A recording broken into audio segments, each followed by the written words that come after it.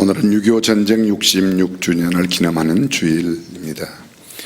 대한민국 역사에 영원히 잊을 수 없는 날, 아니 결코 잊어서는 안 될 그날 6.25 전쟁을 우리는 다시 한번 기억합니다. 현재 대한민국 땅에 살고 있는 인구의 90% 이상은 사실 전쟁을 잘 모르는 세대입니다. 어릴 때 전쟁을 경험하였거나 또 아니면 전쟁 이후에 태어난 사람들이 거의 90%가량 되는 상황입니다. 6.25가 무슨 전쟁인지 모르는 사람이 의외로 많이 있습니다.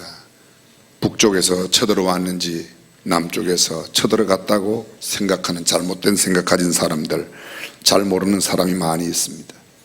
6.25 전쟁이 어떤 전쟁이냐고 초등학교, 중학교 학생들에게 물었더니 일본과의 전쟁이라고 대답하는 아이들이 그렇게도 많답니다. 왜 이렇게 되었을까요?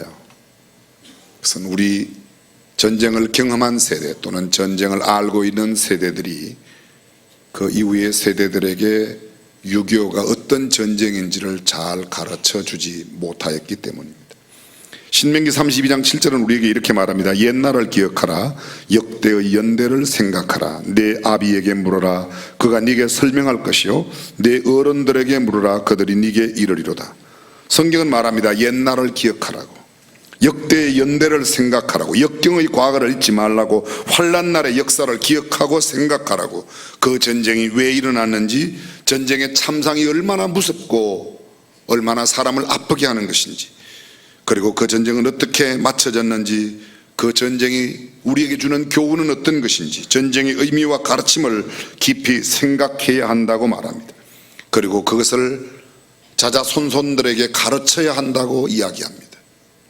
그렇지 않으면 다음 세대가 아닌 다른 세대가 전 세대를 이해하지 못한 상황을 만들 수 있다는 겁니다. 창세기 35장 3절 이하에 보게 되면 우리가 일어나 베델로 올라가자 나의 환난 날에 내게 응답하시며 나의 가는 길에서 나와 함께 하신 하나님께 내가 거기서 단을 쌓으려 하노라 하며 그들이 자기 손에 있는 모든 이방 신상과 자기 귀에 있는 고리를 야곱에게 주는지라. 야곱이 그것들을 세겜 근처 상수리나무 아래 묻고 그들이 발행하였으나 하나님이 그 사면 고을들로 크게 두려워하게 하신 고로 야곱의 아들들을 추격하는 자가 없었더라. 야곱과 그와 함께한 모든 사람이 가나안 땅 루스 곧 베델에 이르고 그가 거기서 단을 쌓고 그곳을 엘 베델이라 불렀으니 이는 그 형의 낯을 피하여 도망할 때에 하나님이 그에게 거기서 나타나셨음이더라. 배경은 이러합니다. 야곱이 형에게 돌아갈 복을 아버지로부터 가로채고 그 형이 동생 에서를 죽이고자 하자 야곱의 어머니 리베카가 자기의 친정으로 이 야곱을 도망시킵니다.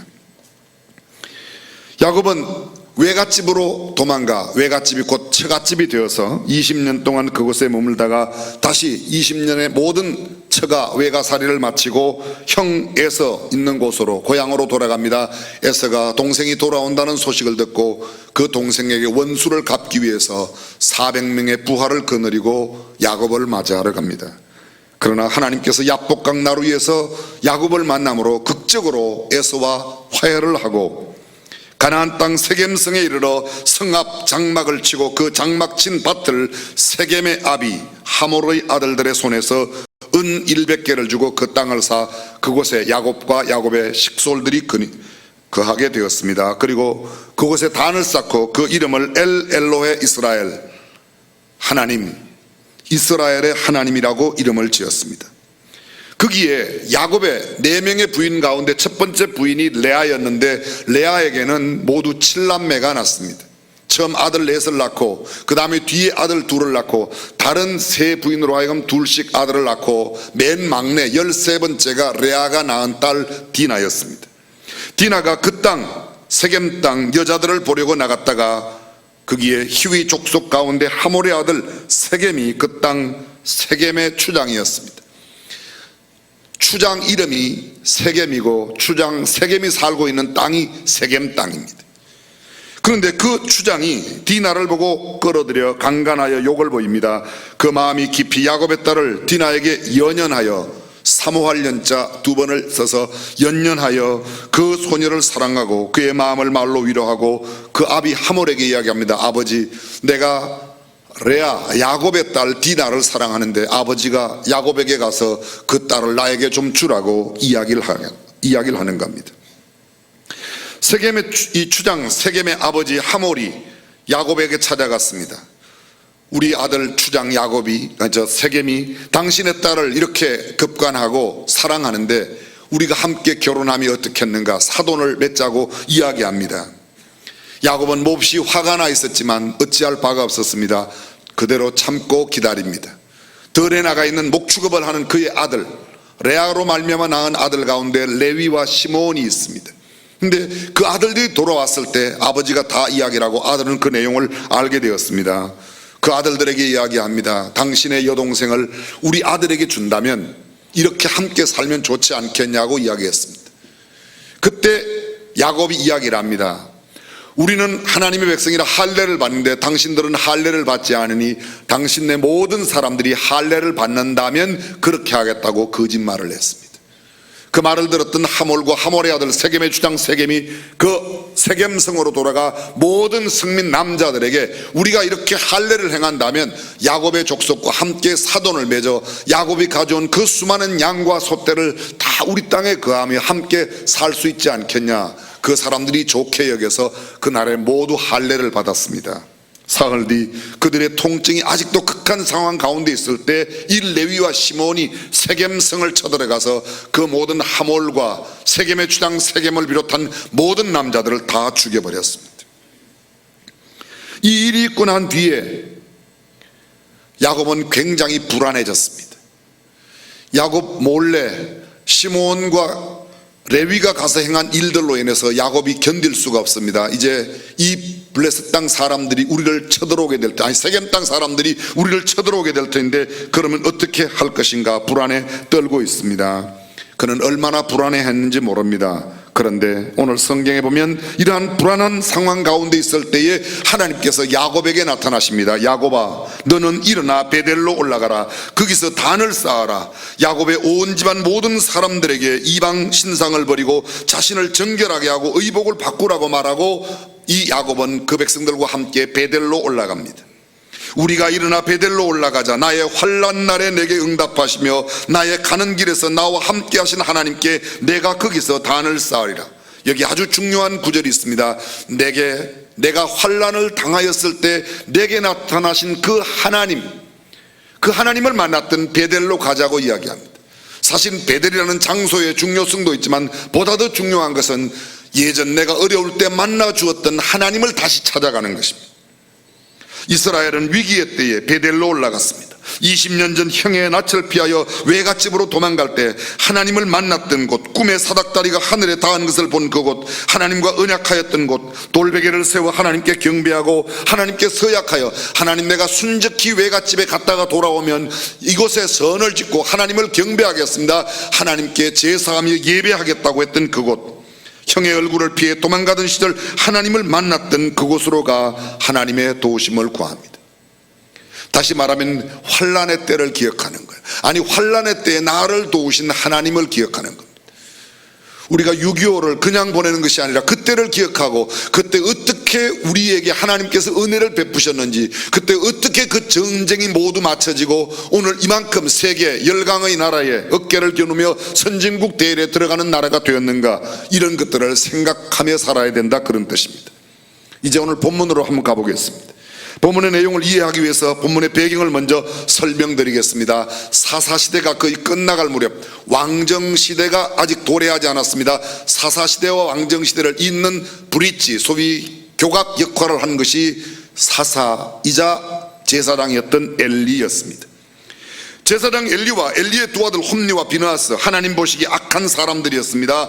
이스라엘과 블레셋 전투 당시에 이스라엘은 에베네셀의 진을 치고 블레셋은 아벡의 전을 쳤습니다. 이스라엘 군사가 블레셋의 공격을 받아 그날 이스라엘 군사 4,000명이 사륙을 당하고 참패했습니다.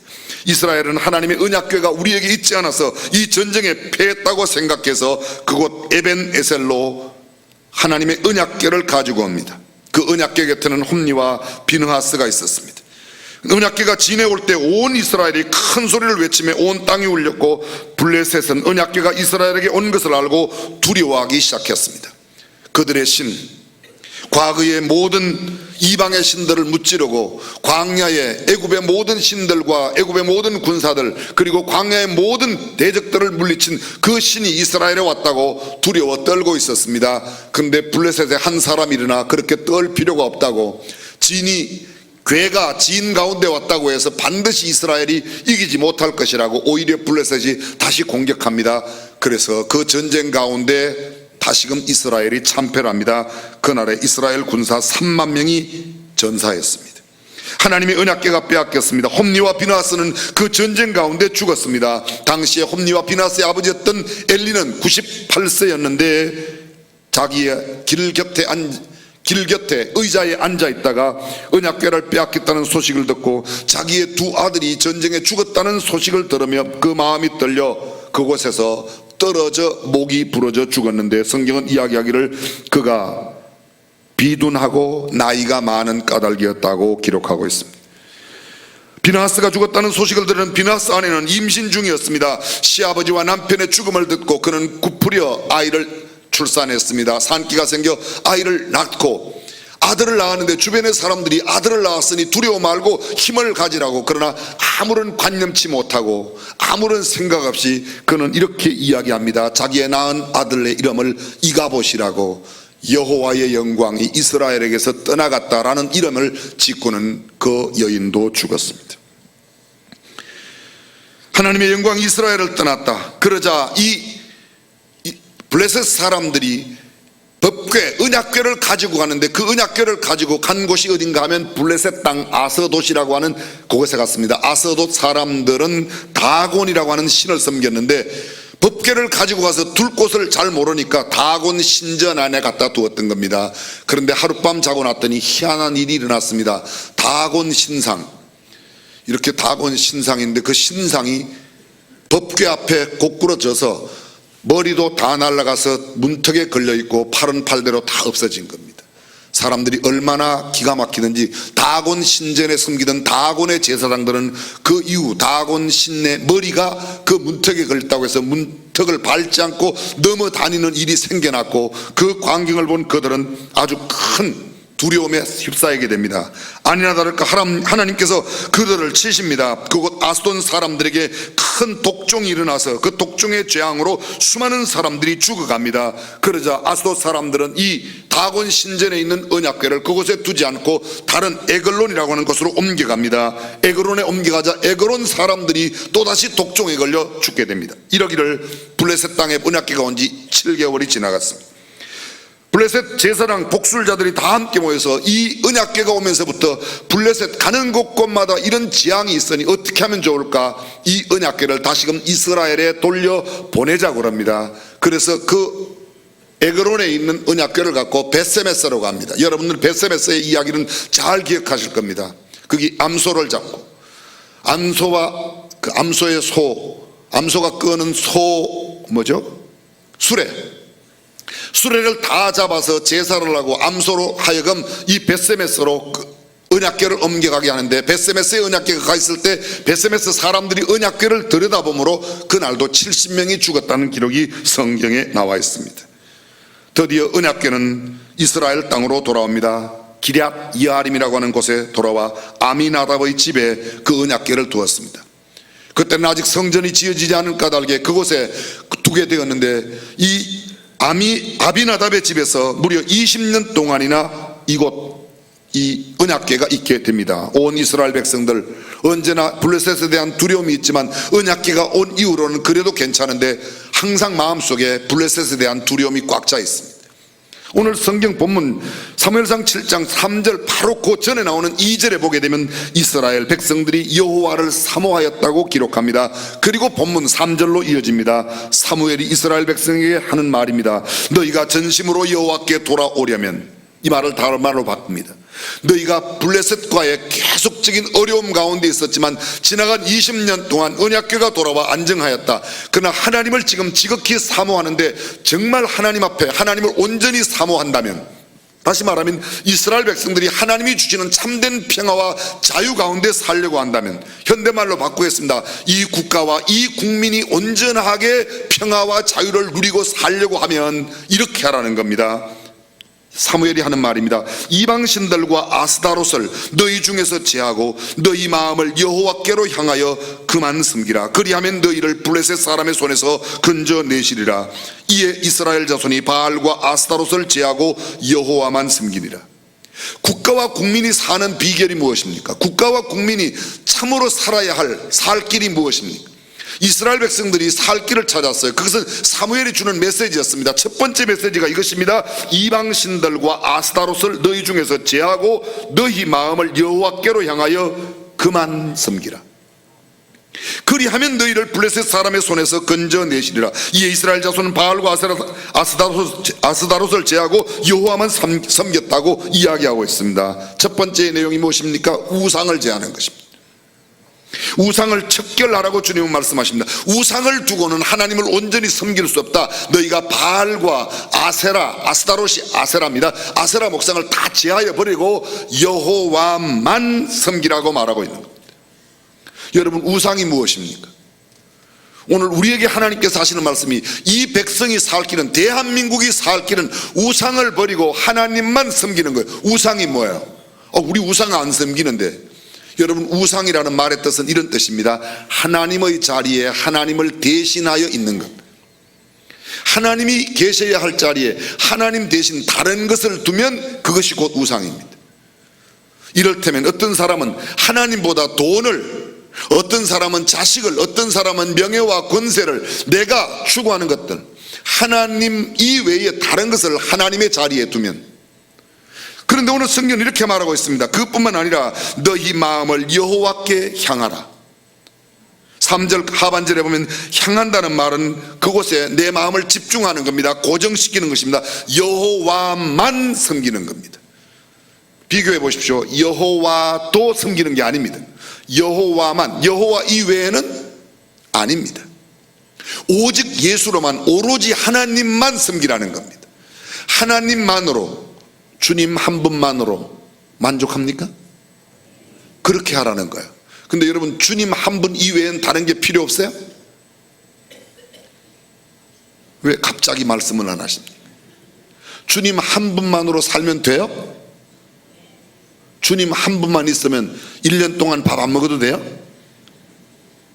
주님 한 분도 필요하고 밥도 필요해요. 주님 한 분도 필요하고 세상의 지위와 명예도 필요하고, 주님 한 분도 필요하고 장관도 국회의원도 군수도 시장도 의원 자리가 필요해요.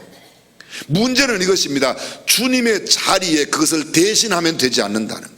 여러분, 우리가 하나님을 섬기지만 하나님만으로 산다는 말은 음식도 안 먹고 아무것도 안 마시고 그냥 아무것도 안 하고 그것만, 그런 뜻이 아닙니다. 하나님을 믿는데 하나님 이외에 하나님의 자리에 다른 것을 갖다 두지 않는 겁니다. 하나님 믿는 사람도 먹어야 살죠. 여러분, 열흘 동안 안 먹으면 어떻게 돼요? 아니, 한 달 동안, 1년 동안 안 먹고, 1년 동안 안 먹고 살 사람 아무도 없습니다. 먹는 거예요. 그러나 먹는 것이 하나님의 자리를 대신하면 안 돼. 때로는 하나님과 먹는 것이 두 개가 대비하여 하나를 선택해야 한다면 먹는 것을 포기하고 하나님을 택하는 것, 그것이 하나님만 위한다는 뜻입니다. 성경은 우리에게 이렇게 말하고 있습니다. 역대하 19장 3절에 그러나 왕에게 선한 일도 있으니 이는 왕이 아세라 목상들이 들을 이 땅에서 없이하고 마음을 오로지 하여 하나님을 찾음이니이다. 사랑하는 성도 여러분, 저와 여러분들이 하나님만 찾고 하나님만 구하는 저와 여러분들이 될 수 있기를 주님의 이름으로 축원합니다. 너희가 먼저 하나님의 나라와 하나님의 의만 구하면 이 모든 것, 먹을 것, 입을 것은 하나님께서 덤으로 주신다고 하셨습니다. 그것이 하나님보다 앞서지 말아야 된다는 겁니다. 다른 말로 말하겠습니다. 돈 버는 일 때문에 하나님이 뒤로 가면 안 돼요. 내가 추구하는 세상의 명예와 건세 때문에 하나님이 뒤로 가면 안 된다는 겁니다. 지금 극장에서 상영되고 있는 오늘 주보에 보면 이달의 추천 영화라고 있어요. 이제 앞으로는 한 달에 하나씩 영화도 추천하려고 그래요. 영화 보지 마세요 그러니까 안 되더라고요. 이제는 보세요, 이런 영화를 보세요, 이렇게 하려고 그래요.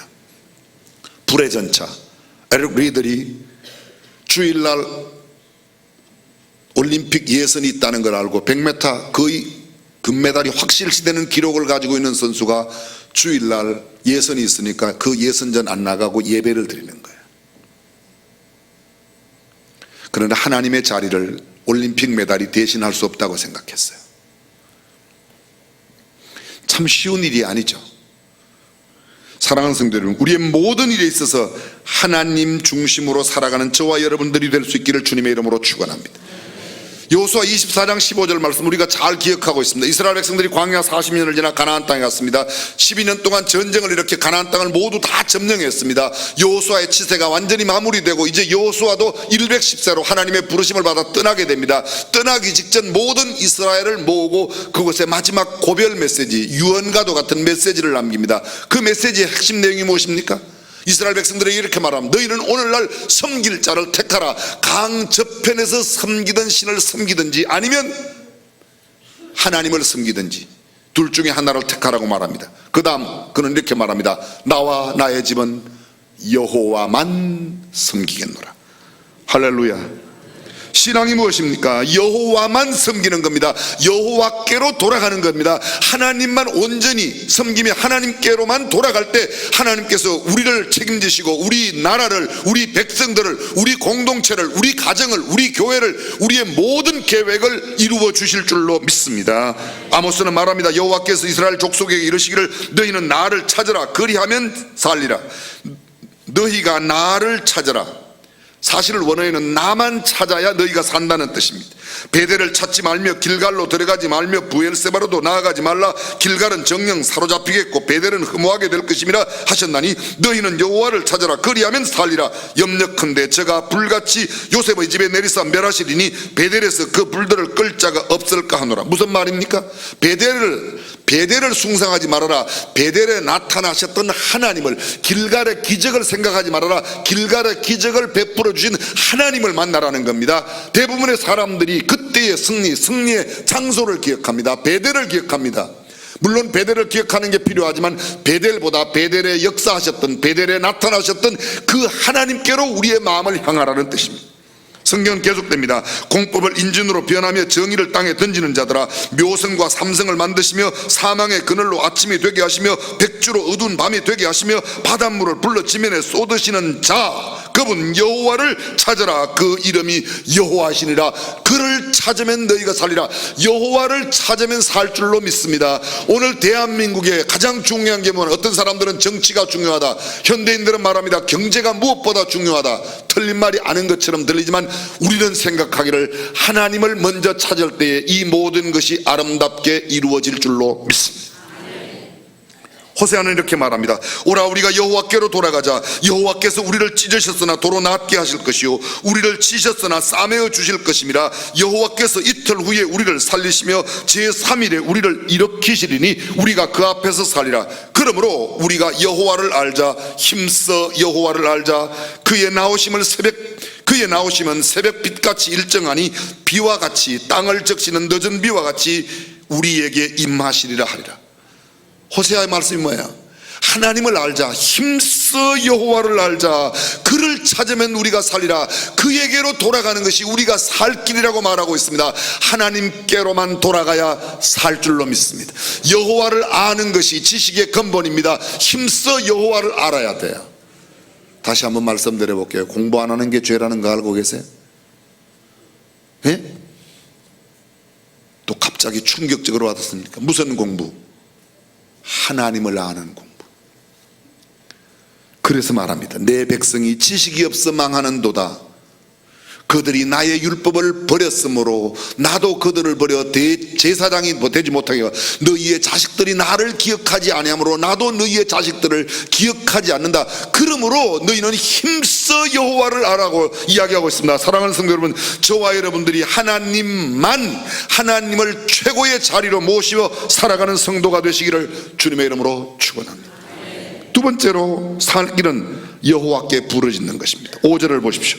사무엘이 가로되 온 이스라엘은 미스바로 모이라. 내가 너희를 위하여 여호와께 기도하리라. 여기 사무엘이 고백한 대로 이 민족이 살 길은 하나님께 부르짖는 길밖에는 다른 수가 없습니다. 사무엘이 전개한 부르짖는 운동의 구체적인 내용, 성경은 이렇게 말하고 있습니다. 9절에 보면 사무엘이 젖먹이는 어린 양을 취하여 온전한 번제를 여호와께 드리고 이스라엘을 위하여 여호와께 부르짖었다고 이야기하고 있습니다. 여기 부르짖는다는 표현이 계속 나옵니다. 10절 사무엘이 번제를 드릴 때에 블레셋 사람이 이스라엘과 싸우려고 가까이 오매 그날에 여호와께서 블레셋 사람에게 큰 우레를 발하여 그들을 어지럽게 하시니 그들이 이스라엘 앞에 패한지라. 사무엘과 온 백성들이 미스바에 모여 부르짖어 하나님 앞에 기도하였더니 6절에 보게 되면 그들이 미스바에 모여서 한 일이 있습니다. 물을 부었다. 그들의 모든 정성을 다 쏟았다는 겁니다. 갈멜산에서의 엘리야와 바알과 아세라 목상을 섬기는 거짓 선지 850명이 싸웠던 영적 전투를 기억하십니까? 그들이 아침부터 해질 때까지 부르짖었습니다. 응답이 없었습니다. 그러나 해질녘 소재 드릴 때에 엘리야가 단을 쌓고 그 위에 제물을 올려놓고 제단 주변 구덩이를 파고 물 12동이를 갖다 붓고 난 뒤에 기도했습니다.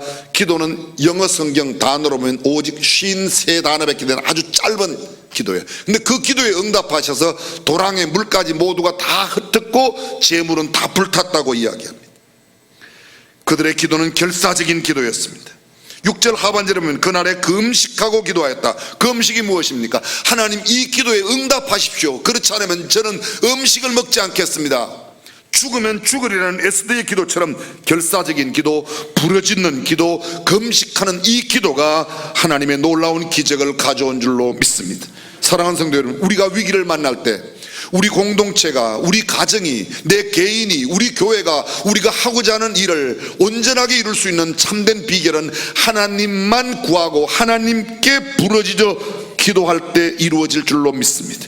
요엘서 2장 12절입니다. 여호와의 말씀에 너희는 이제라도 금식하며 울며 애통하고 마음을 다하여 내게로 돌아오라 하셨나니 너희는 옷을 찢지 말고 마음을 찢고 너희 하나님 여호와께로 돌아올지어다. 그는 은혜로우시며 자비로우시며 노하기를 더디하시며 인애가 크시다 뜻을 돌이켜 재앙을 내리지 아니하시니. 하나님께서는 재앙을 부으시겠다고 하셨다가도 부르짖어 기도할 때 금식하며 울며 애통하며 가슴을 찢고 주님 앞에 나올 때 주께서 그의 계획을 돌이키사 우리에게 베풀려고 하셨던 화를 변하여 복이 되게 하실 줄로 믿습니다. 그렇습니다. 대한민국이 살 길이 되어 있습니까? 하나님만 구하고 하나님 앞에 기도하는 길. 말씀 맺어보겠습니다. 우리는 그동안 무엇을 의지하며 삽니까? 사람들이 너무 이성을 의지해요. 사람들이 너무 내 계획과 내 지식을 의지합니다. 내 경험을 너무 중요하게 생각합니다. 이제는 우리의 경험을 조금 내려놓고 오직 여호와만 구하고 여호와께 부르짖어 기도함으로 하나님의 축복을 누리는 저와 여러분들이 되시기를 주님의 이름으로 축원합니다.